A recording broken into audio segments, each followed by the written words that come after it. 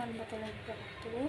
Saya Dina Falisina dari Prodi Fisip jurusan Ilmu Komunikasi dengan NIM 22021116 Universitas Muhammadiyah Cirebon. Saya di sini ingin mengumpulkan tugas materi pengganti presentasi yang diberikan oleh dosen Ibu Masyunah dengan tema media relation masa krisis. Simak video berikutnya ya. Bye-bye. Sebelumnya kalian tahu nggak sih apa itu definisi dan pengertian krisis? Menurut Barton 2001 mendefinisikan krisis secara sederhana, yaitu krisis adalah sebuah insiden yang tidak terduga, negatif dan luar biasa. Sementara itu menurut Shager, Shelnow, dan Ulmer 1998 mendefinisikan krisis sebagai peristiwa atau serangkaian acara yang spesifik, tidak terduga, dan tidak rutin berdasarkan aktivitas korporasi yang menciptakan ancaman yang tinggi atau dianggap sebagai ancaman terhadap tujuan utama korporasi. Yang kedua, ada apa itu manajemen krisis? Manajemen krisis dapat didefinisikan sebagai satu sistem yang dirancang untuk mengantisipasi dan menangani krisis dan mengurangi kerusakan yang sebenarnya ditimbulkan. Oleh karena itu, manajemen krisis berusaha untuk mencegah atau mengurangi hasil negatif dari krisis dan dengan demikian melindungi korporasi, pemangku kepentingan, dan industri dari kerusakan. Manajemen krisis berbeda dengan krisis manajemen. Manajemen merupakan sistem dari proses untuk mengantisipasi dan menangani krisis. Sementara krisis manajemen merupakan krisis yang terjadi dalam manajerial. Pemahaman ini dapat memberi pengertian bahwa krisis yang terjadi pada korporasi bersumber pada sektor manajerial.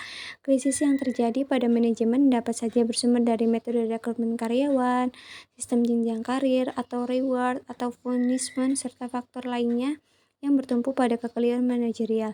Kekeliruan tersebut tidak dapat diantisipasi dan ditangani dengan baik sehingga dapat menimbulkan krisis pada korporasi.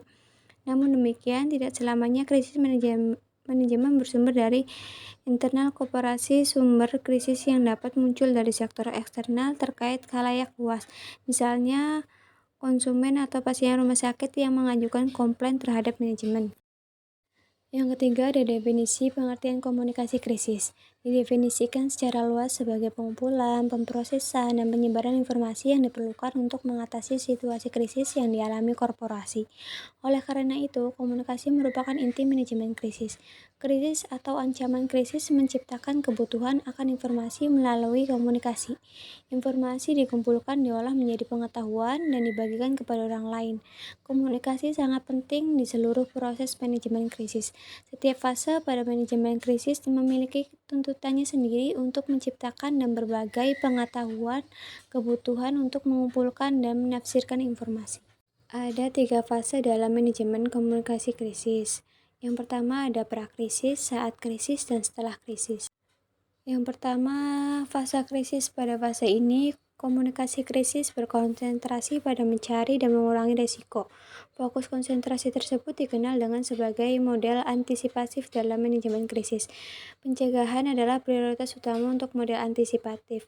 Ada 4 langkah strategi komunikasi krisis, yaitu yang pertama, ada manajemen krisis mulai memetakan, memilih, dan memilah potensi masalah di lingkungan korporasi yang berpotensi memicu krisis. Yang kedua, merencanakan pencegahan. Yang ketiga, krisis manajemen fokus pada rencana, pembentukan tim krisis, dan juru bicara. Artinya pada langkah ketiga, manajer sudah menyiapkan tim atau struktur yang bekerja secara khusus menangani krisis. Yang keempat ada pasca krisis, di mana berbagai berita tentang krisis masih muncul di media, serta menarik minat dari para pemangku kepentingan lainnya. Yang kedua ada fase respon krisis. Fase tanggap krisis adalah aspek yang paling banyak yang diteliti dari komunikasi krisis. Menurut Stragus 1994 ada 3 fokus strategi dalam tanggapan krisis, diantaranya yaitu 1. Menginstruksi informasi dan menguasai informasi saat krisis. Yang kedua, menyesuaikan informasi dan mengatasi secara psikologis saat krisis. Yang ketiga, reparasi reputasi, upaya untuk memperbaiki kerusakan yang ditimbulkan krisis pada suatu korporasi. Yang ketiga, fase pasca krisis. Komunikasi pasca krisis mencakup periode waktu setelah krisis dianggap diselesaikan.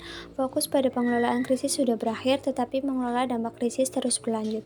Mengingat bahwa akan sulit untuk secara tepat menemukan ketika krisis berakhir. Komunikasi pasca krisis sebagian besar merupakan perpanjangan dari komunikasi respon krisis, ditambah dengan belajar dari krisis. Yang terakhir, ada media relation pada masa krisis, do and don't. Saat menghadapi krisis, PR dan IMR harus menyesuaikan cara kerja dengan situasi darurat, menyusun SOP khusus dan mengikuti Code of Conduct yang jelas. Mereka perlu menyusun rencana krisis yang relevan, memahami fakta secara mendalam sebelum berkomunikasi, memanfaatkan media sosial dengan bijak, menjaga hubungan baik dengan media, menetapkan juru bicara yang kredibel, dan menyampaikan pesan konsisten. Mereka harus tetap tenang dan menunjukkan kepemimpinan yang kuat. Hal yang tidak boleh dilakukan meliputi mengabaikan masalah, melupakan tim, menyinggung perasaan jurnalis atau khalayak, mengatakan tidak ada komentar, memberikan jawaban yang tidak jelas, menjanjikan solusi yang tidak mungkin, berspekulasi tanpa fakta, dan berbohong. Mengikuti panduan ini membantu PR dan MR mengelola komunikasi krisis dengan efektif, menjaga reputasi korporasi, dan mendapatkan dukungan publik. Baik, itu saja yang bisa dapat saya sampaikan. Kurang lebihnya mohon maaf. Semoga materi yang saya bawakan ini bisa bermanfaat bagi kita semua. Wabillahi taufiq wal hidayah. Wassalamualaikum warahmatullahi wabarakatuh. Terima kasih yang sudah menonton. Bye-bye.